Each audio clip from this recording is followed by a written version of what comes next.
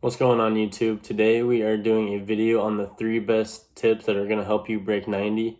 I don't know how experienced all you guys are, but I know that when I was struggling that these tips helped me, and I use them every day in my own game, and it's just basic decision making basically. So I hope this video helps you. I'm going to head to the golf course here in a little bit, and we will see you out there.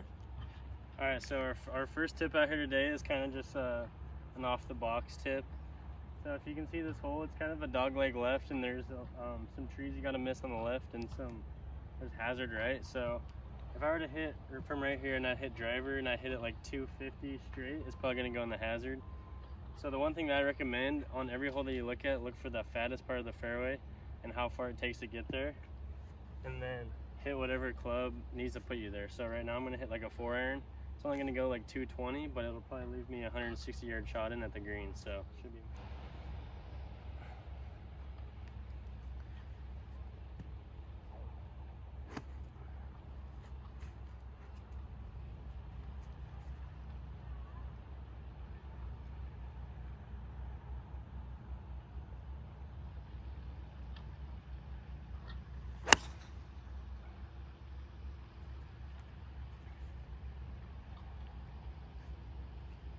That should be perfect.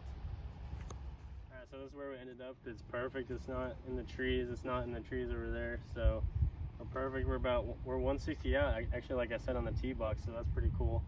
So from here on out, you just want to kind of try to hit the middle of the green. If it's a gettable pin, then go for it. But yeah, that's the first case. You're just getting off the tee box. So I'm gonna go ahead and hit this shot.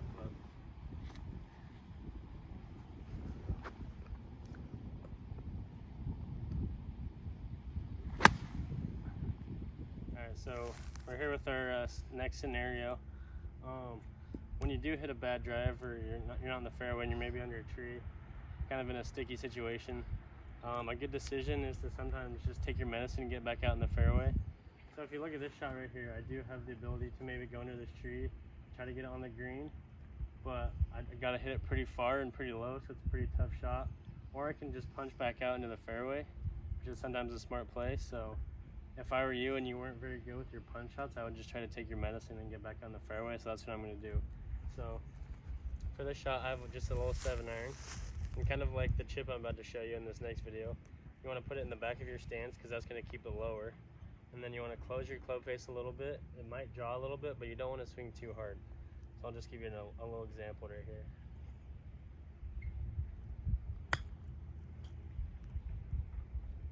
And then we're back out in the fairway, good to go. Alright, so as you can see, we punched out from behind those trees over there and we ended up right here. We're in a good spot in the middle of the fairway. We have like 130 in. And the key here is just to get on the green, and we know we're laying one back, so we just got to get up. You can either get up and down for par, or at worst make a bogey, and that's kind of the goal. When we hit an errant tee shot, we don't want to make doubles. That's where we get in trouble. If we can get a bogey and get out, we can always make up for that on the next hole.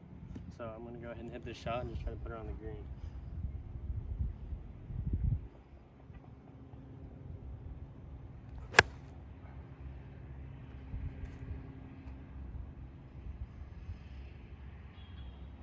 Should work out pretty well for us. Alright, so for the third hit tip out here today, we're going to talk about a little bit of chipping.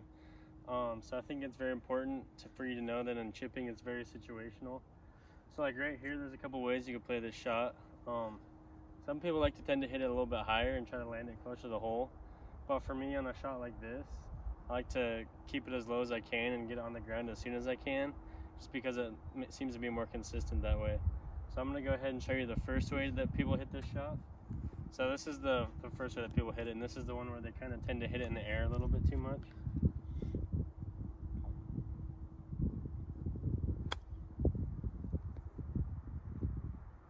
Which sometimes isn't awful, but as you can see, it's kind of hard to pick a spot to where you land. So now we're going to do the one where you bump and run it. Alright, so for this shot, this is called the bump and run, and the goal here is to get it on the green as soon as we can. And once we've read it and we know which way it's going to go, it'll just kind of break in there like a putt. So setting up to this ball, you're going to want to have more in the back of your stance, so more towards your back foot. You're going to want to have a little bit of shaft lean, and you're going to want to hit the ball first. So I'll give you a little example of that right here.